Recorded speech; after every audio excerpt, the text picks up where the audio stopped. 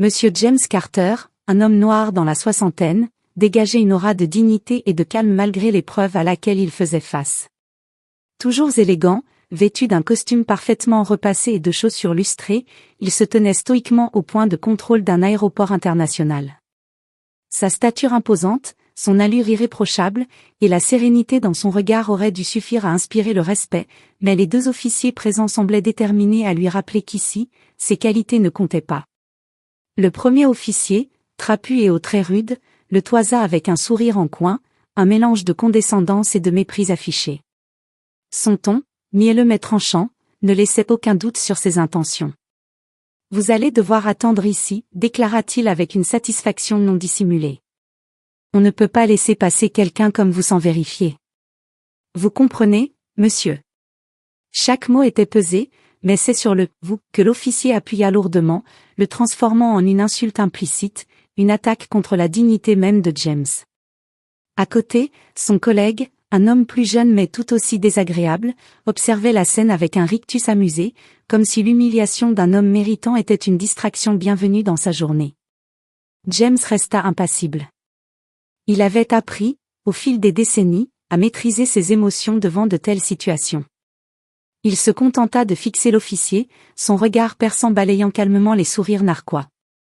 Refusant de céder à la provocation, il se tint droit, les mains croisées devant lui, comme s'il faisait face à une tempête qu'il savait passagère. Ce n'était pas la première fois qu'il était jugé avant même d'avoir eu l'occasion de se présenter, et malheureusement, il savait que ce ne serait pas la dernière. Autour de lui, les passagers passaient rapidement, évitant soigneusement de croiser son regard. Certains, visiblement gênés par la scène, murmuraient entre eux tout en continuant leur chemin, emportant leur inconfort avec eux. D'autres jetaient des regards furtifs, curieux mais silencieux, témoins involontaires de l'injustice banalisée. Pour James, chaque seconde de cet interrogatoire déguisé était une piqûre de rappel. Ce n'était pas seulement lui qui était jugé, mais tout ce qu'il représentait. Pourtant, il ne céda ni à l'énervement ni à la colère. Il savait que sa force résidait dans son calme, dans sa capacité à rester digne même face à l'indignité. L'attente s'éternisait, et le silence pesant semblait amplifier chaque seconde. L'un des officiers, incapable de dissimuler son irritation face au calme inébranlable de James, finit par craquer. Il s'approcha brusquement, les yeux étincelants de colère, sa mâchoire crispée trahissant une frustration qu'il peinait à contenir. « Je vous parle, vous m'écoutez quand je vous parle », hurla-t-il, sa voix résonnant dans l'espace, attirant les regards des passants alentour. James leva lentement les yeux vers lui, toujours impassible. Il répondit d'une voix posée, son ton maîtrisé tranchant avec l'agressivité de son interlocuteur. « Je coopère. Faites vos vérifications. » Ces mots, bien qu'irréprochables, eurent l'effet d'une étincelle sur une poudre déjà prête à exploser. L'officier, visiblement déstabilisé par le calme de James, perdit ce qui lui restait de sang-froid. Dans un élan de rage incontrôlé, il attrapa James par le bras et le poussa violemment contre une barrière métallique. Le choc fit résonner un bruit sourd dans le terminal, brisant l'apparente indifférence des passants.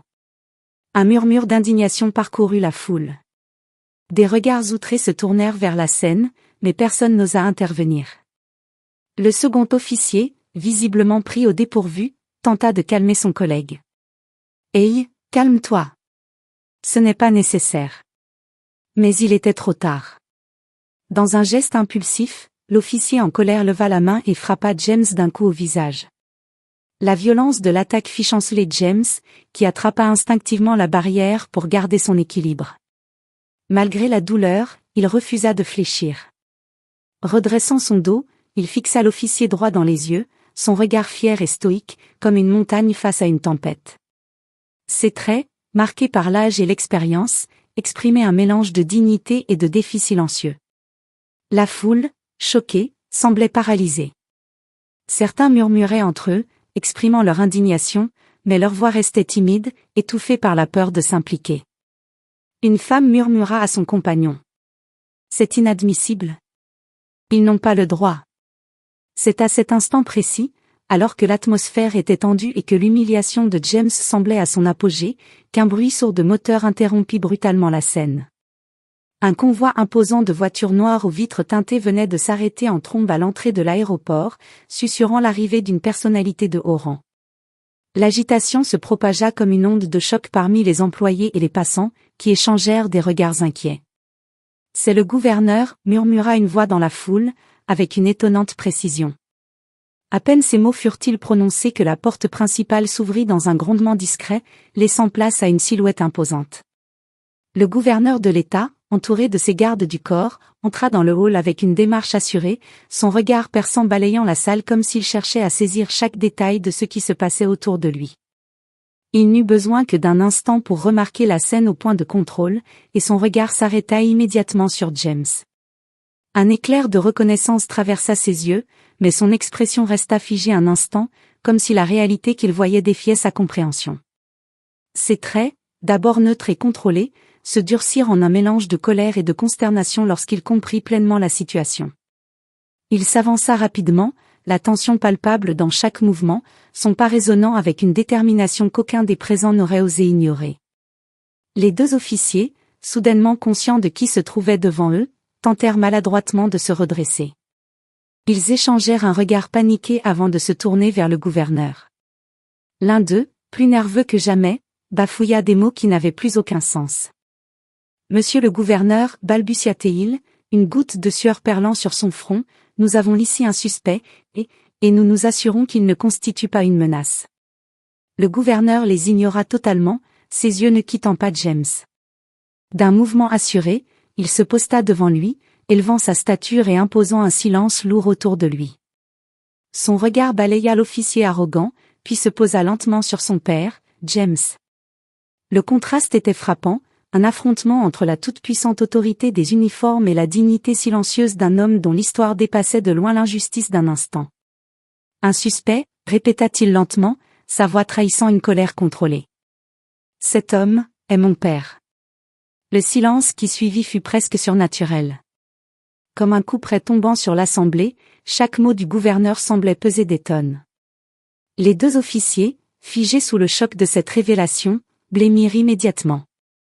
L'un d'eux fit un pas en arrière, comme si la simple présence de James devenait trop grande pour être contenue dans ce petit espace. L'autre, trop déstabilisé pour réagir, ouvrit et referma la bouche plusieurs fois, les mots lui échappant comme une épreuve qu'il n'aurait jamais dû affronter. Les passants, jusque-là spectateurs silencieux de l'incident, observaient la scène avec stupéfaction. Certains avaient instinctivement reconnu le gouverneur à son arrivée, mais la révélation de sa relation avec James les laissait sans voix.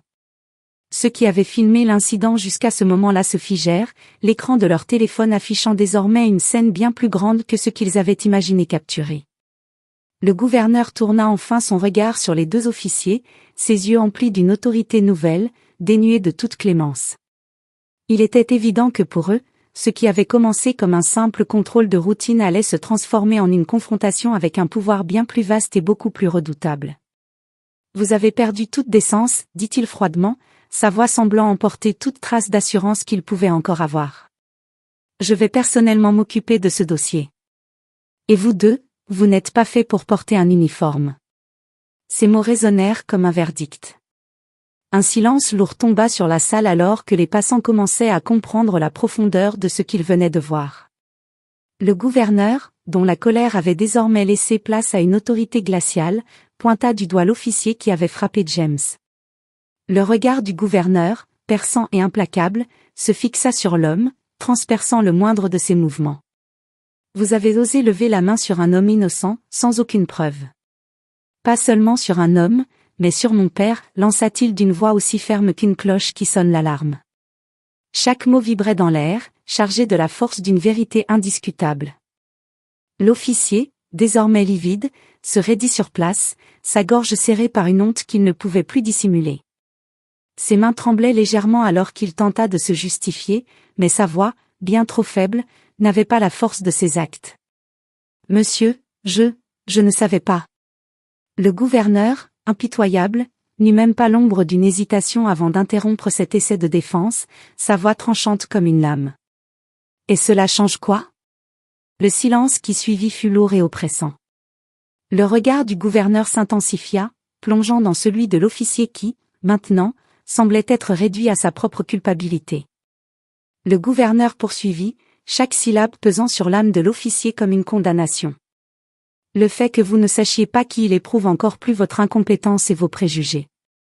Vous avez vu un homme noir bien habillé et pensé que cela suffisait pour le traiter comme un criminel. Vous n'avez même pas pris la peine de vérifier qui il était avant de l'humilier et de l'agresser. L'officier tenta d'ouvrir la bouche, mais les mots se bloquaient dans sa gorge, incapable de justifier l'injustifiable. La foule autour de lui, qui jusque-là avait observé en silence, semblait se tenir suspendue à chaque parole du gouverneur. Des murmures de désapprobation circulaient lentement parmi les témoins, certains échangeant des regards qui semblaient dire tout ce que les mots ne pouvaient pas exprimer. Le gouverneur, constatant l'inutilité des excuses de l'officier, se tourna un instant vers James, offrant à l'homme une reconnaissance silencieuse, mais pleine de respect. Puis, il se redressa, réaffirmant sa posture de leader indiscutable, et dirigea à nouveau son regard vers l'officier. « Vous ne méritez pas ce poste. Ce n'est pas seulement une question de mauvaise décision, c'est une question de valeur fondamentale. Et vous avez échoué dans chacune d'elles, ajouta-t-il, chaque mot frappant l'officier comme une claque invisible. » James, bien que meurtri, leva une main pour interrompre son fils. Le gouverneur, surpris mais respectueux, s'arrêta, permettant à James de prendre la parole. L'homme noir dans la soixantaine, avec sa posture droite et son regard implacable, se tourna lentement vers les officiers, comme s'il les observait non seulement pour ce qu'ils étaient, mais pour ce qu'ils incarnaient dans la société. Il s'éclaircit la voix, et sa parole, bien que basse, résonna comme un coup de tonnerre. « Laissez-moi dire quelque chose, dit-il calmement, mais avec une autorité naturelle qui fit taire l'atmosphère. Il se tourna lentement vers les deux officiers, ses yeux perçant leurs âmes comme s'il lisait en eux chaque pensée, chaque préjugé. Sa voix, profonde et puissante, brisa le silence. « Ce que vous avez fait aujourd'hui ne me blesse pas seulement moi. Cela blesse chaque personne que vous traitez ainsi. Vous pensez que votre uniforme vous donne le droit d'humilier?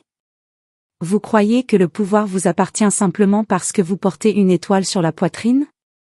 Non. Cela vous donne le devoir de protéger et de respecter, pas de détruire la dignité des gens. » Il marqua une pause, son regard se durcissant encore davantage. Ces mots n'étaient pas seulement un reproche, ils étaient une déclaration de résistance, un appel à la conscience de ceux qui se croyaient au-dessus des lois humaines fondamentales. Vous vous croyez supérieur parce que vous avez un badge, mais vous avez oublié la raison pour laquelle vous portez ce badge.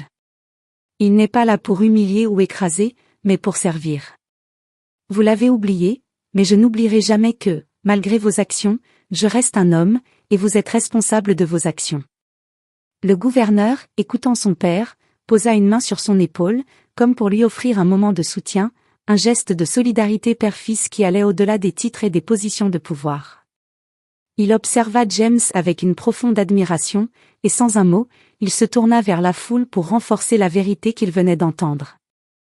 Ce que vous avez vu ici aujourd'hui est un exemple de l'injustice quotidienne que subissent trop de personnes. Ce n'est pas un incident isolé, ce n'est pas une simple erreur. C'est un système qui échoue chaque jour à reconnaître l'humanité de certains d'entre nous. Et cela doit cesser. Il fit une pause, ses yeux balayant les visages dans la salle, et son ton se fit plus ferme, plus déterminé. Et croyez-moi, ces hommes répondront de leurs actes.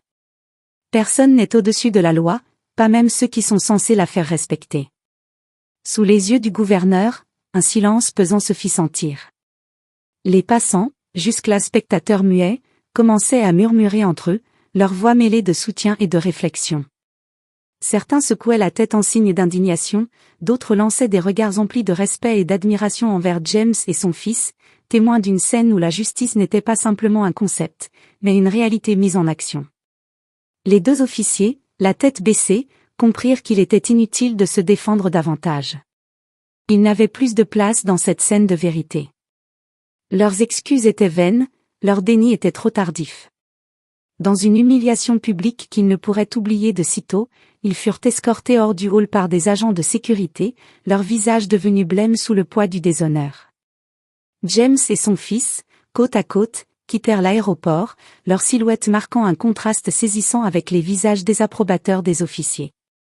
Tandis qu'ils s'éloignaient, une sorte de respect et de dignité se manifestait dans le regard des témoins, une reconnaissance silencieuse de la justice rendue, même en l'absence d'un tribunal.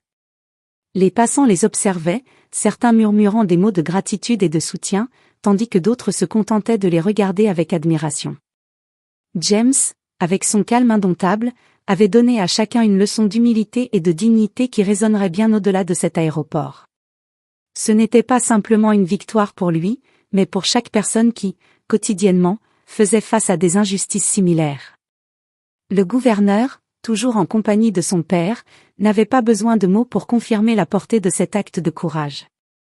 Ensemble, ils s'éloignaient, laissant derrière eux une scène transformée, un instant suspendu où la dignité avait triomphé, et où les actes de justice avaient pris une forme concrète, visible pour tous.